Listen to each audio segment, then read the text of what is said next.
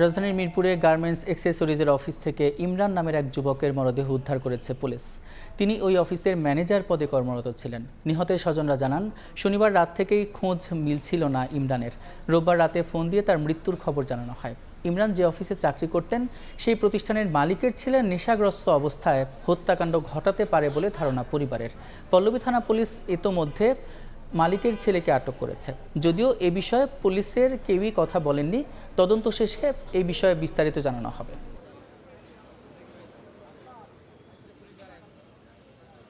গতকাল রাতে থেকে পাওয়া যাচ্ছে না। তা আমি আবার ফোন দিলাম আমার মোবাইলে, অনলাইনে দিলাম, অফলাইনে দিলাম, তো দেখতেছি যে বন্ধ বলতেছে। পরে আমি বেরিয়েছি বাসা থেকে, বেরিয়ে আমার ছোটো ভাই নিয়ে রওনা দিছি। তখন ফোন দিলাম কি অবস্থা, বললো যে ইসলাম ব্যাংক হাসপাতালের পাশে, তাড়াতাড়ি ভাই চলে আসো। আমার অনেক ছোট ওরা। তারপর কি মাঝপথে আইসা ফোন দিলাম, শুনলাম যে মার্ডার। পুলিশে মালিকের ছেলেকে অ্যারেস্ট করছেন।